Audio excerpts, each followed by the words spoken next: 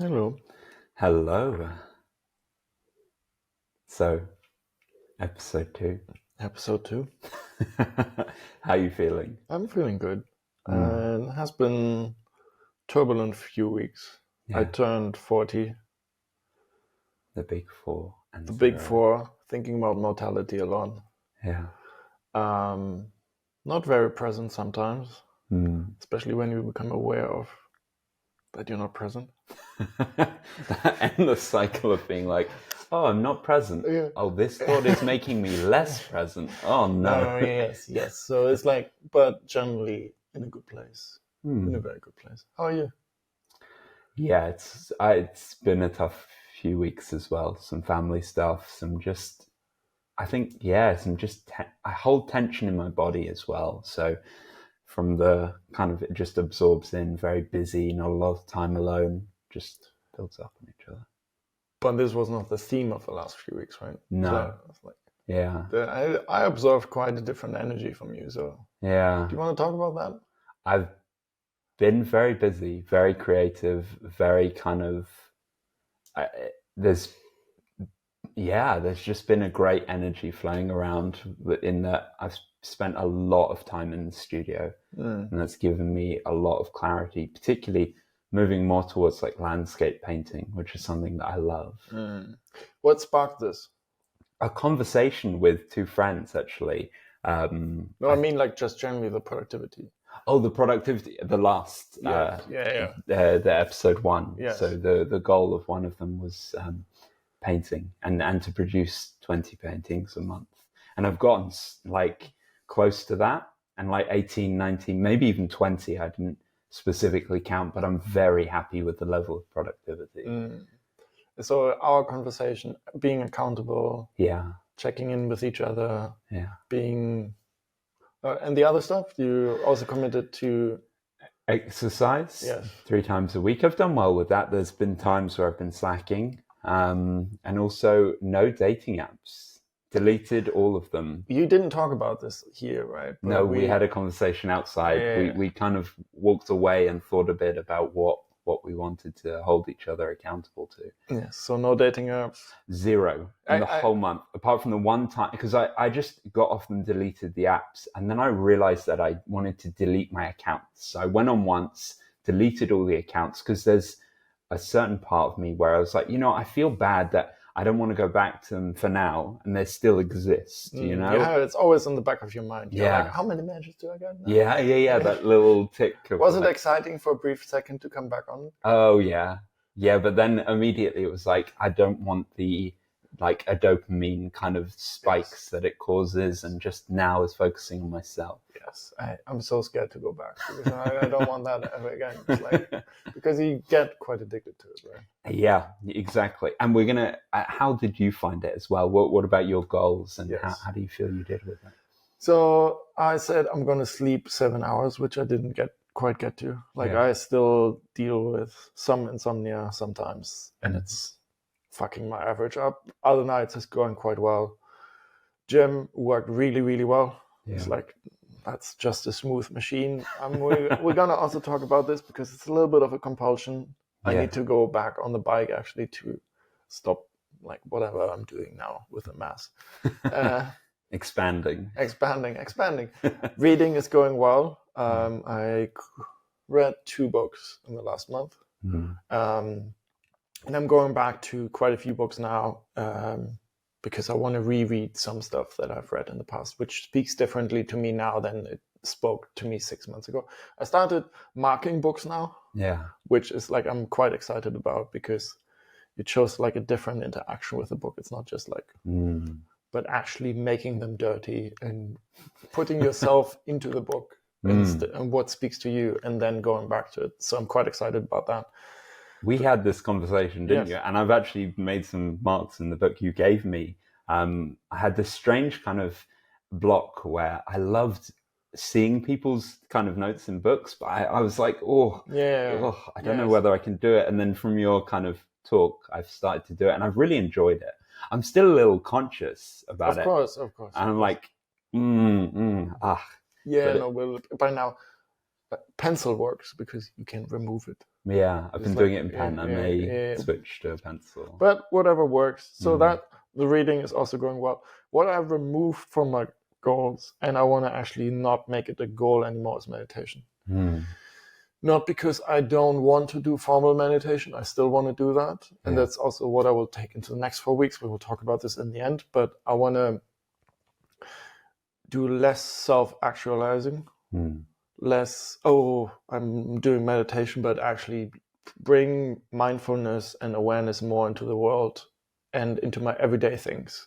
When I'm working, when I'm sitting with other people, when I'm eating, when I'm going to bed, when I'm doing things around the house, instead of having a formal, I need to sit 20 minutes per day practice where I'm punishing myself if I don't. And so I stopped tracking meditation altogether, which I'm quite happy about, because it's more a posture that I take towards life instead of a formal practice. Like I will still sit on this, and like breathe and do nothing, hopefully more in the future.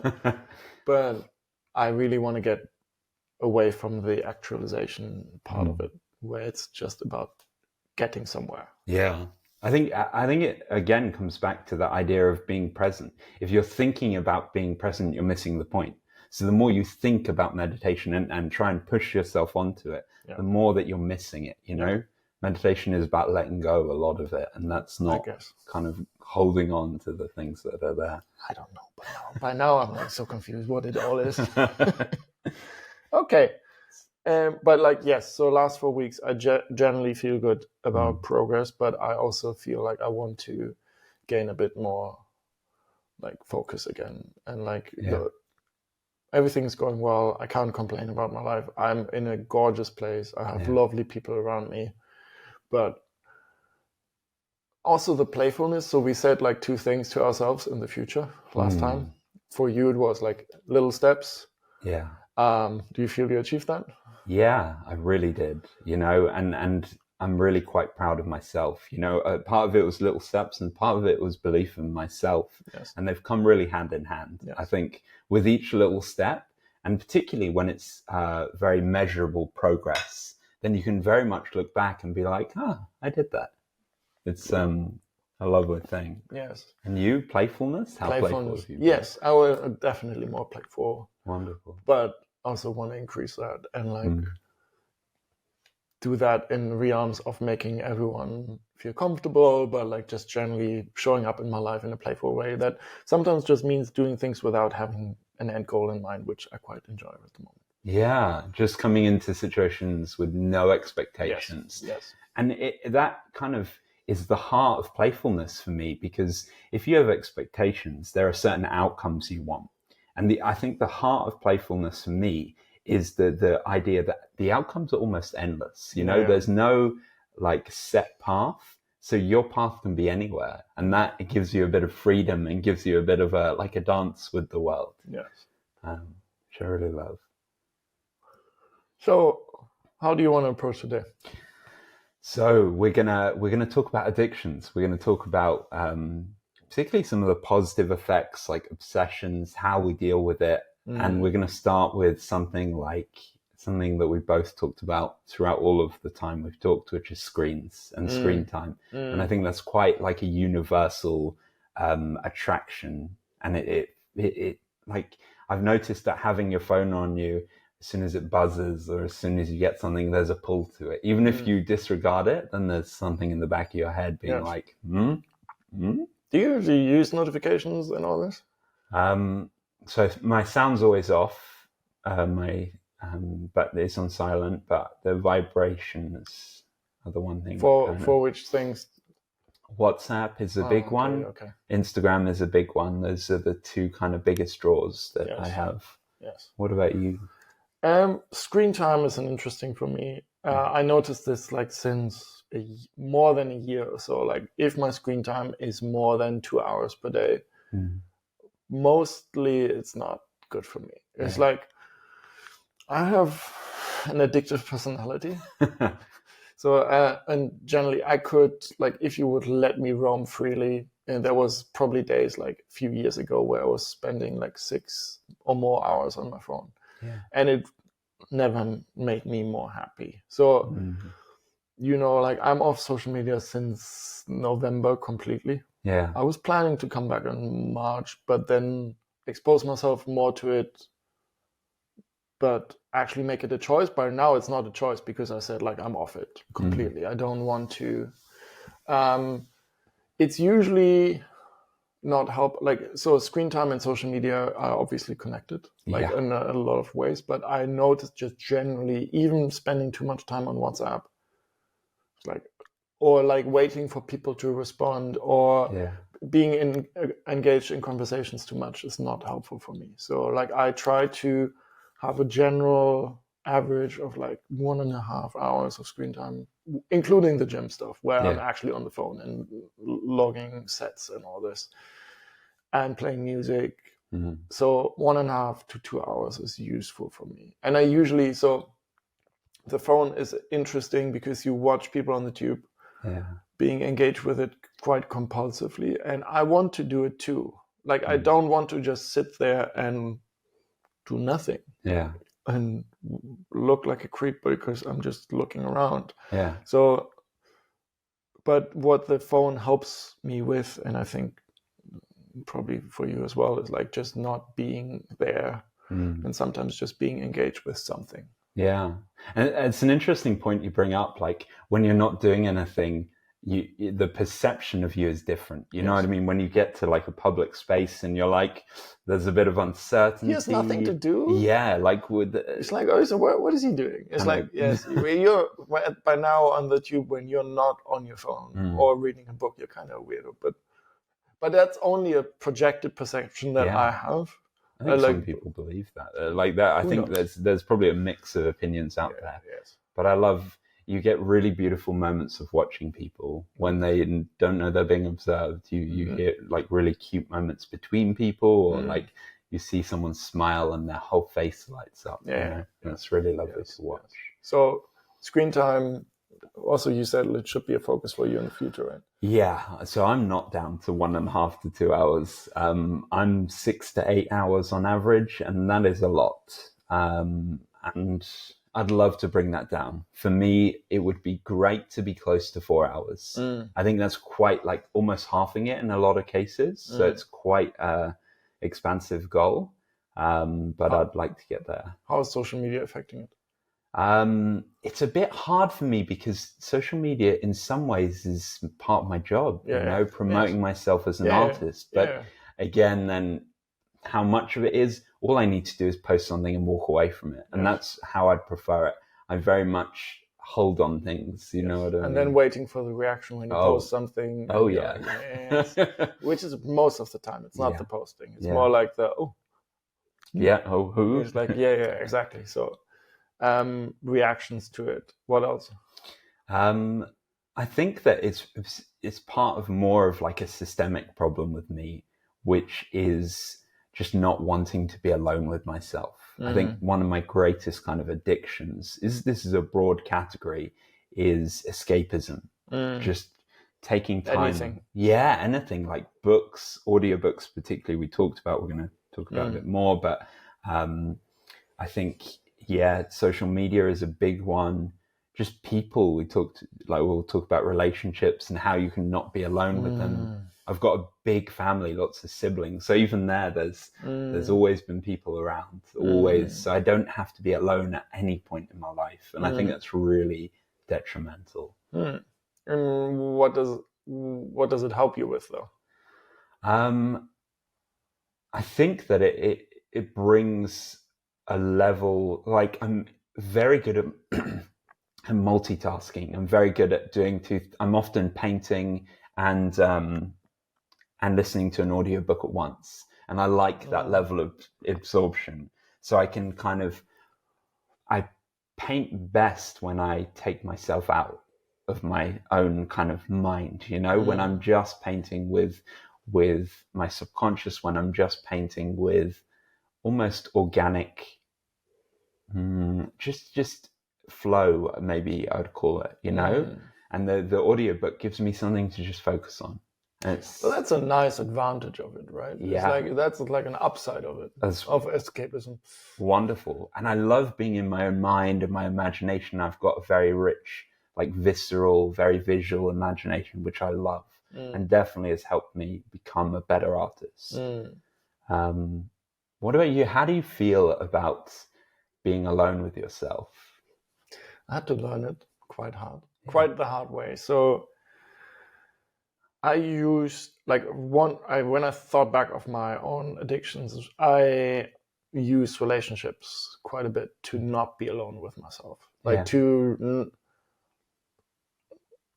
when I came to London, I was on dating apps in the first 2 weeks here. Yeah.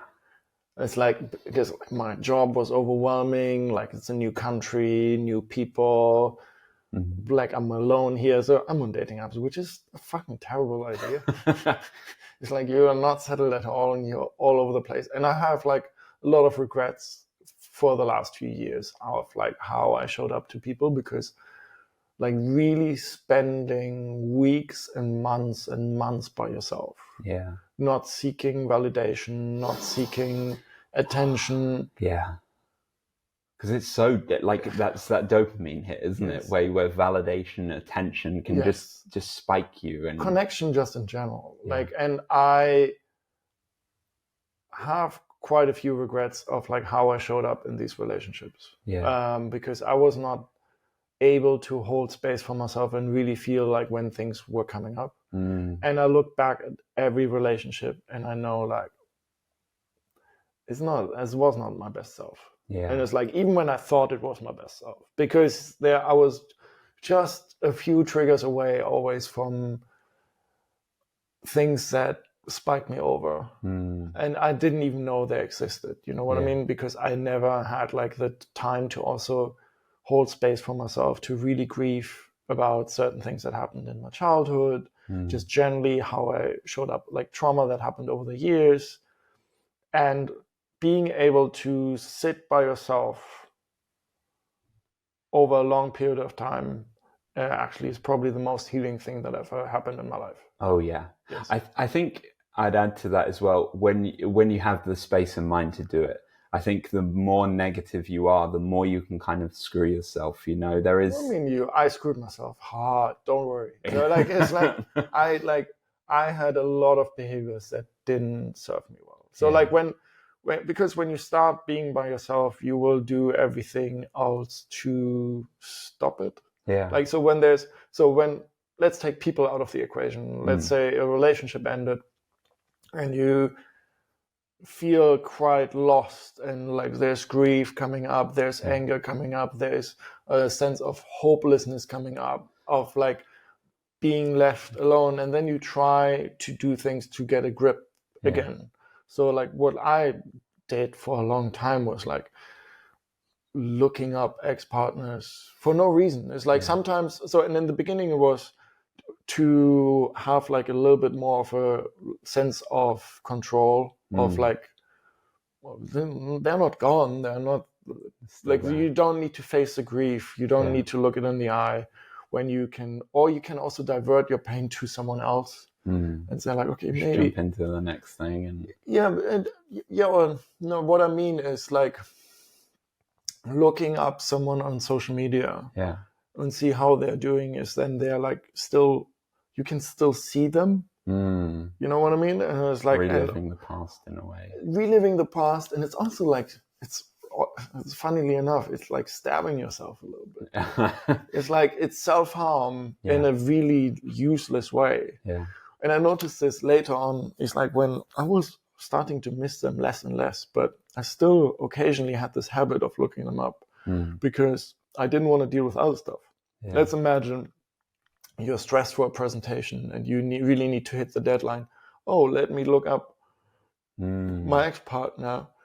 And then, because then you feel like some other pain, some other stress to not feel that stress. And it's quite, and I observed that pattern with myself, like a lot of compulsions came up when relationships as a compulsion or like as an addiction were left behind. And I didn't seek out validation anymore randomly, but then other addictions came up to try to replace it until I finally really let go. So last November, I think we talked about this back then as well, is like I left social media, no porn, no masturbation whatsoever for like a full month, and just to see what happens. And I think I've made more progress in November than I made in the whole year before, because so much came up, and I was like, I wasn't sad before, like, but a lot of stuff came up, and then like these moments of abstinence actually really helped me. That's incredible. It was not nice. And you have to face yourself. It gets a lot darker before it gets better. It's very, very dark. Yeah. It's like very dark. Did you have moments like this where you like left and all of a sudden was confronted with things? I think that so going back to the kind of stabbing yourself, I think that was very kind of relevant to me. And there's always this association that I think of when I was reading about people in chronic pain and physical pain, but I think you can translate this to emotional pain. People in chronic pain sometimes hurt themselves so they can avoid the chronic pain and have the immediate pain in front of them. And that I feel like we do that emotionally, you know? There's some deep pain inside of us and we're like, let's find something else. Let's find shallow pain. Yeah. Like an ex-relationship where you're not even like that. Yeah. But like you don't want to deal with a kid or something else. You can watch it not heal but go away as well, because you it's almost like the pain inside you. You're not sure whether it's ever going to go. Yeah. So if you have an immediate pain that starts and stops, it's like, well, this here has an end, you know. Yes. Even if you're not sure whether this has an end inside of you, and it's a lot. But I feel very much the same way you do. I didn't show up to the relationships I've had in the past. I look back. And some of them, I was tragic in some of them, you know, but I don't think I had the tools to look after myself. And I that really translated to relationships, you know. I was completely controlled by my emotions and that colored the world around me. And that meant that I was not able for example, I've recently doubled my dose of antidepressants and I feel much more myself because I'm not just a maelstrom of emotions where I'm just everywhere. And it's so wonderful. And I think that in the past I was so out of control and so reactionary and so like, now I can just sit with myself and not everything just flicks to a fight, because you're so close to the edge. It's so easy to push you over. Any small thing you can push yourself over. Something happens in a day. And then I found I used you always do this, or you like it became generalizing, right? Yeah, generalizing and pushing things to the extreme and not. I find like you should look at your own actions. You should turn an eye inward and being like, no, actually, what am I doing? You know what I mean? Like, and starting a conversation like that. You always do this. What a terrible way to begin a conversation. How can you change? Basically, you have no way to change it. Yeah. And you're accusing someone of being like always wrong or always the one way. You need to give someone the room to grow. And you're doing that with yourself. I'm trying. I am trying. Yes. So how do you, looking at addictions, like which ones did you overcome? Which ones are you still battling with? Good question. Which have I overcome? I think being alone a bit more, I'm slowly getting to grips with. That's something I want to work a lot more on.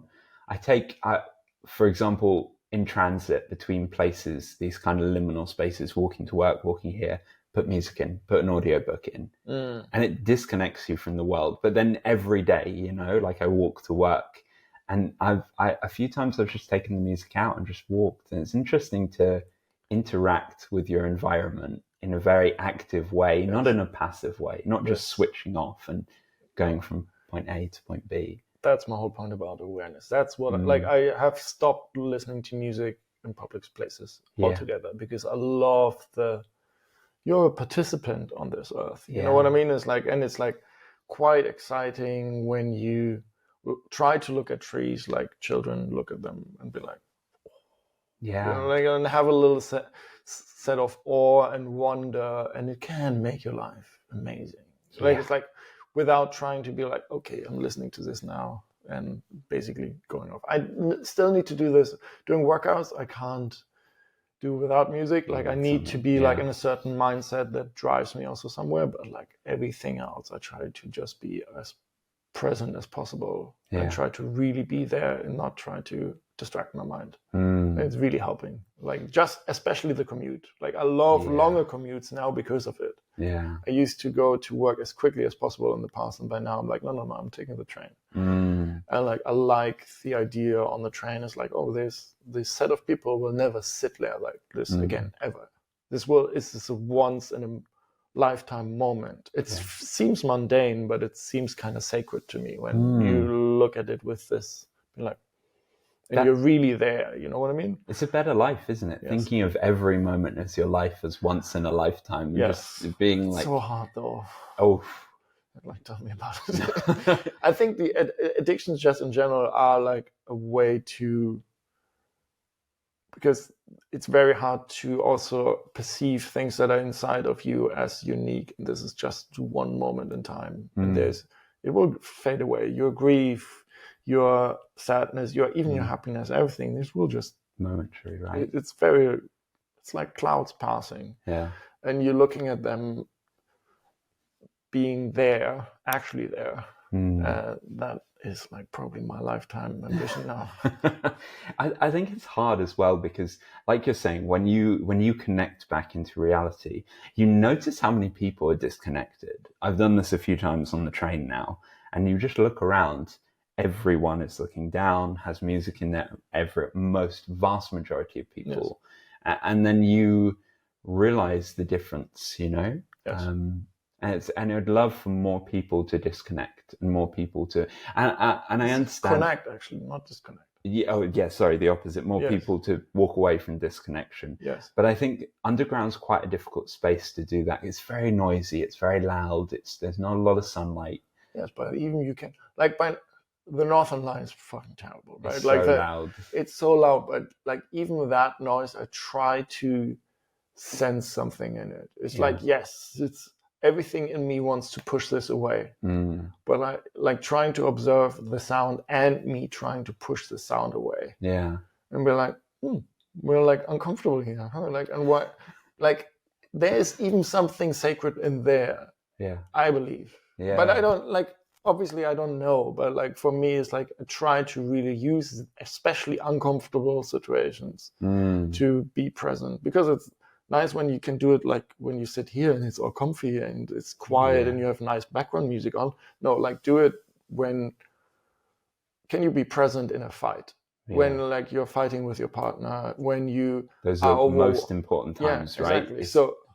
So I had this in the last few weeks where it's like people pointed me to my bullshit. And like a lot of me was resisting to be like, no, it didn't mean it like that. But instead I should just sit there, be able to listen, like really listen and take on the whatever it is. Like I really believe that we should be more present in uncomfortable situations, not when everything is like, oh my God, I completely agree with that. That's the time when it's challenging. Like as soon as you feel tension within yourself, that's something to explore. And the tube is just a training ground for it. Like the tube for me is just like, oh, I don't like this. Cool. It's like, and when someone criticizes me of how I was showing up, then everything in me is like, I don't like this. Make them shut up by saying something and like by interrupting them. And sometimes I do, and then sometimes I catch myself now, which is like great progress. It's like I catch myself more than not. And it's the difference, isn't it? You said, I didn't mean it like that. But how something is perceived and how something is meant, they both have value. And if someone... Yeah, exactly. It's like, I don't... So for that, I 100% agree. Even now, catching myself, like, why am I interrupting? I'm down for it. But I think that it's quite important to have someone have like a good foundation of love for you. Like if you know this person loves you and they're catching you out in their bullshit, you're like... And then you're like, actually, they mean the best to me. Why are they saying this? Whereas if there's tension or there's something in your relationship, it becomes so much more grating. And I think even that's something to get over. But there can be, I think, a lot of times where you just, like, for me, just stepping back emotionally and taking a moment, being like, what's happening? Because I can be like, go, go, go, go, go, and be like half a mile down the road before I even like open my eyes and realize, what am I doing? You know? So it's also an addiction. I think so, yeah. I think I'm good enough at arguing as well, where I can argue someone in circles, or I can argue a point that maybe I don't even believe in. I find myself just going and then being like, what am I doing? Proving a point is an addiction, I think. Oh my God, yeah, like, I'm right. It's like, I'm right. It's like teaching others, being like, explaining things. I definitely feel that sometimes. I'm like, Florian, I catch myself all the time. Yeah. It's like trying to not be right by all means, but trying to be perceived as knowing. Yeah, we want to be like the figure of wisdom, that figure of knowledge, you know? Yes. And I think that's a big one for men in general. And I think it's particularly like men and neurodivergent people, like explaining things can be a love language, you know? And I think there's a fine line between like over explaining something and then just understanding. I think you've got to understand the person. I had a conversation with my previous partner, and she's also neurodivergent. We had a conversation. It's like, if I'm explaining something to you with excitement, then it's because I want you to share, you know. And there can be, that's a conversation. Sometimes it's too much. Sometimes you don't have the energy for it. And we found a nice space between that, you know. And yeah, I think all this goes from like, I think I'd try sometimes like hyper intellectualize things and become too logical. And that away is another disconnection from myself. So I think it feeds back into addiction, where I can rationalize something. I don't have to feel it.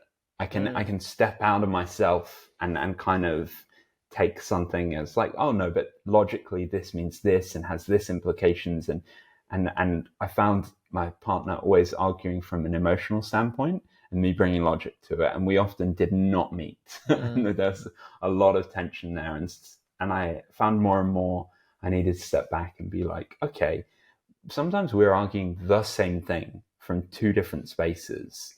And I found myself having to step back and being like, what's actually happening here? You know, because you can just drive it in circles for ages.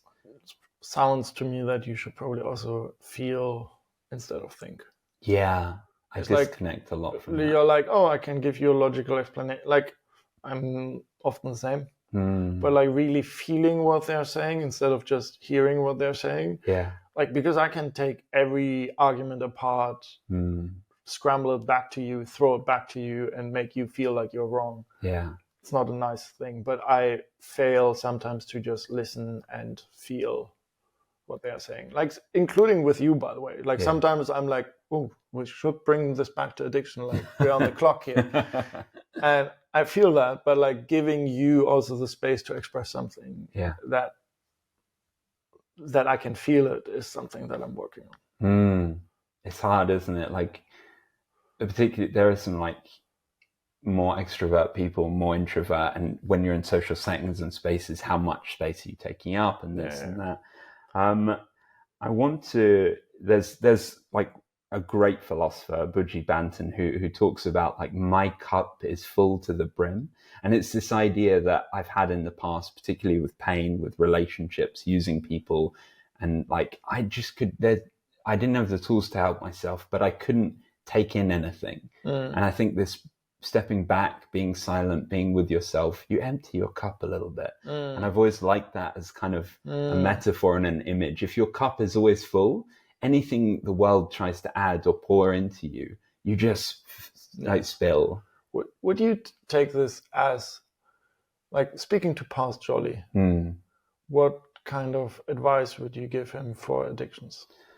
Or like, let's take a random moment, like 6 months in the past. Yeah. I suppose what I'm trying to do now is just be alone more, shut off everything. I mean, more in the past, but like when you talk to him Yeah. like 6 months ago, where he was doing probably some stuff. I don't know what it was, but like you're going after things and Yeah. you're zoning out. And what is the suggestion? Or like you see someone is pushing probably pain away or other feelings away, doesn't want to deal with certain things. Like, how do you speak to him? I think in a kind manner. I think a lot of these things come from a lack of like trust of yourself, or a lack of value, or this kind of space where you don't value trust or believe. Yeah, I found myself recently, like I had a moment where I finished something, and I always check in with someone, and I was like, you know what? I know that I'm good in this area. I'm not going to check in with someone. I like this, and that's enough. And I was like, how many other moments have I just checked in with someone? Always, multiple people, because I don't trust my own opinion. And I think that's huge. So I would say maybe just trust your own opinion. Because even if you mess up, great, learn from it. But specifically to addictions, like how would you relate this? That like, I think that trusting myself means that I can then have, like, always not trying to switch off, not always trying to have escapism. Did you know it though? I don't know. I think it's a hard one to balance where... It's like I wasn't aware of my addictions until... Yeah, I don't think so. Until maybe like 6 months ago. So maybe even just pointing them out, maybe a helpful step. Yes. Or like, so if someone had told me like 12 months ago that I'm addicted to stuff, I'm like, no, I'm not. Like, I like to do things. But like I'm addicted today to go to the gym. It's like, it's compulsive. Like I do this today for 2 hours. I'm destroying my body and I'm in a world where I don't think about stuff. Yeah. The bike was one for a long time. I think everyone has addictions. Yeah. Everyone. And it's more like, do you know you have them? Yeah. Like, do you know you are addicted to certain things? And like, what do you avoid? Like, what do you run from? So like, pointing out maybe like up to my past self is like, I would probably be like, do you observe the space, what happens before the addiction? Like, what is the mindset before? What triggers it? Or, it's like, how were you feeling like before you engaged in whatever? With relationships is obviously bigger because it's a long time scale, but it's more like when it's more nuanced, smaller stuff like masturbation, porn, that kind of things. It's like, how did you feel in the 10 minutes before? Yeah. Like the 20 minutes before? What happened before? So building that awareness, I think, is quite useful. It was like for me now. And it's by now also like, I still engage in a lot of unhealthy shit. Yeah. But like, at least sometimes, like when we talked about like interrupting others, at least I observe it. Like, being conscious of it is huge. Oh, I'm falling asleep again. You know what I mean? It's like, it's almost like, yeah, I'm being reactionary. I'm not. Yes. So awareness, and then being able to be kind to yourself and gentle to yourself. Is that summarizing it correctly? Yeah. So I've got some questions to ask you. I'm going to take a moment. Yes. And this is, again, a time where I want you to think on it and not take the immediate answer. Have some moments to kind of process it. And this first question is a particular favorite of mine. So just do a little... I want to have a mango. Do it.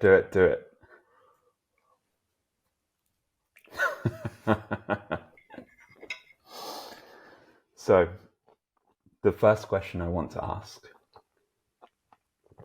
Sorry. No worries. How are you fucking up your life right now? In what way?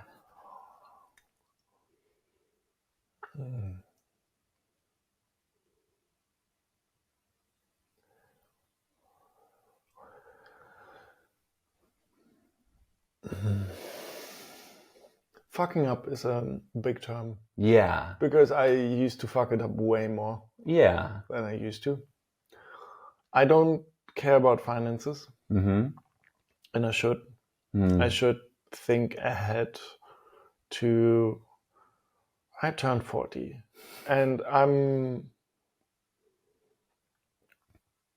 as soon as I started earning money that in a way that I can go into a supermarket and buy whatever I want, I felt like I turned rich beyond measures, because it was not always that case. Yeah.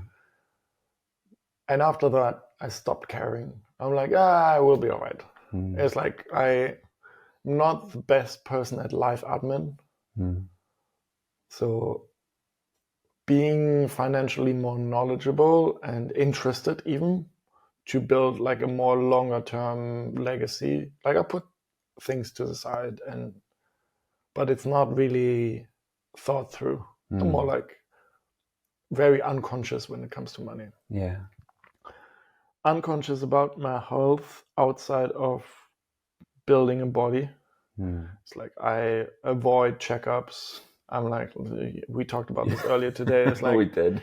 It's like, so easy to avoid, isn't it? Yeah. Your health related issues. You're just like that. No, it's like, it's also fear of like, I uncovered this actually this week. There was a time in Berlin where I had a nerve issue in my back from jiu-jitsu. And it was trapped and inflamed, and I didn't, like, the doctors couldn't figure it out. So for 2 months, I thought I have MS. So because like my left side would just randomly turn numb. And like, that was not an experience, like, and a lot of doctor's appointments. So like, I'm avoiding doctor's appointments even for smaller stuff now. And I'm like, I know it, so I should face that.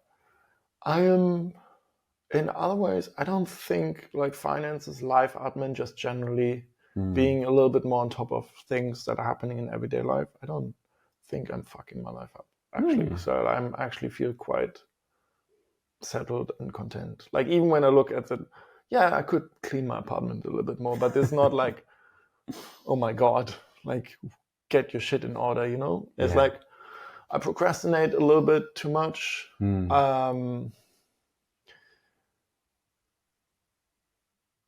I was thinking to bring up my career, but I don't think I'm fucking it up. Like I'm doing the opposite. It's like I have a clearer path for my direction now. Yeah.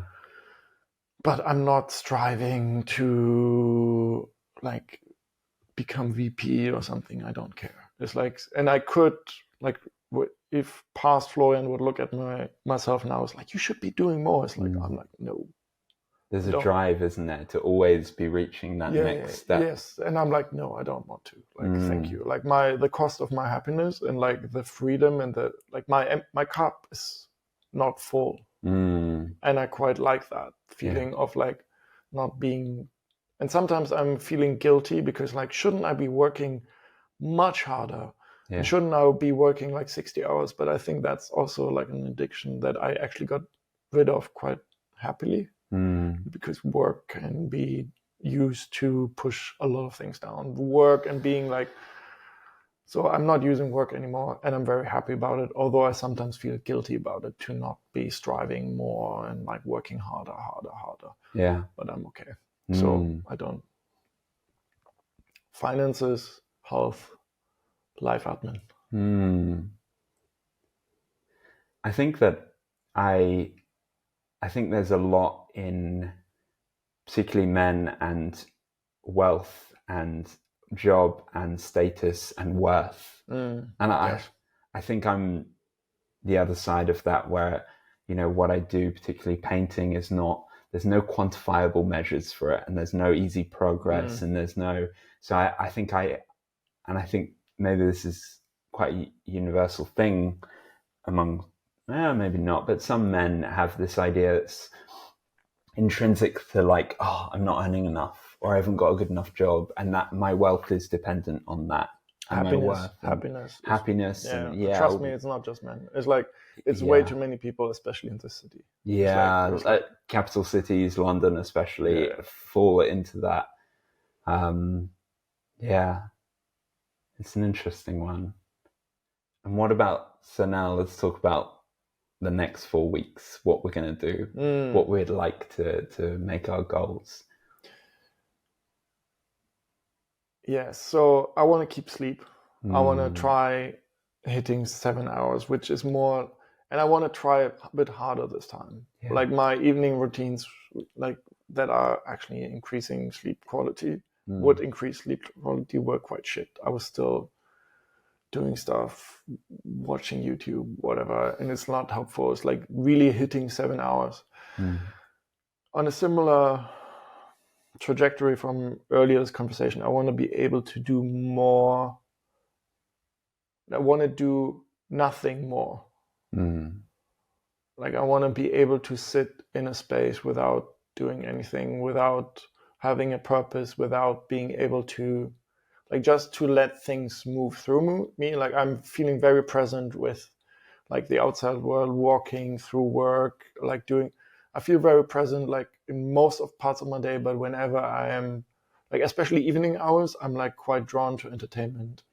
It's like, oh, can you, like I even sleep with podcasts. And I think I want to be able to sleep without any external help. Yeah. Without letting my mind focus on something and just be there and just dive in and sleep. 7 hours of sleep, being doing nothing more. I will keep the gym. So actually this is quite acute and it needs to happen. I need to ride 7 hours per week again. Okay. Because like the 7 hours per week is like directly, like we have a training camp in March. At the moment, I am physically, I look good, but I'm way too heavy. And like it's not nice for climbs and I will suffer. So like just 7 hours per week, my bike is coming back today. If I get that done, that's already amazing. 7 hours of sleep per day, doing nothing more, and 7 hours of riding per week. Good consistently. theme of sevens. Yes. What about you? Completely echo doing nothing. I think I spend so much of my time, particularly audiobooks, just all the time engaging me. And I'd like to just sit with myself a bit more and not, endless YouTube videos, always have a podcast going, never alone with myself, never contemplating, being a lot more conscious with my time. I think maybe taking myself out some walks in nature, no headphones, no anything, just being present, having greenery around me will keep me very sane. So yeah, I'd like to do that maybe a few times a week and just keep myself, just if I see myself getting a bit too like, oh, my thoughts kind of echo this, so they go a bit wild and a bit all over the place, being like, I need to step back. I need to just take some breaths, walk outside. Do you want to paint more without any? I was thinking about that when you said that earlier. I'm going to try it. I'm going to paint without any kind of external stimulus, well, very little. No music, no things. I'm very curious as to what space that will create. It's interesting that this is even a thing. It's like, but it's good. It's good. It's good that we discovered this. Yeah. I'm down. And keeping painting's another one. Need to be productive. And I feel good when I'm productive. Yes. This is such a wholesome feeling. Yes. Let's also please, like I observed that we were in touch more since last time. Yeah. Like you were like checking in with each other. Like I don't think I've ever sent so many voice notes to anyone. Bring it on. I love voice notes. It's like, it's kind of new for me, I must admit, Jolly. Because usually when people send me long voice notes, I'm like, oh. But with you, it's quite nice. It's like, I must say. No, but like the accountability and your energy, I very much appreciate it. It makes me also better at like being me. Yeah. And I'm very grateful for the space you hold for us. And right back at you, I think we complement each other nicely. I'm very all over the place and you're very directional. And we gain kind of a nice balance between the two. It's quite funny sometimes. Like, I quit my job. No. Let's do this and this and this. And you're like, small steps. Let's go forward. Small steps. It's good to know you, Jolly. It's wonderful to know you. Want to end this? Yeah. How do you want to end this? Just a thank you. Oh. Thank you for today. Thank you for today.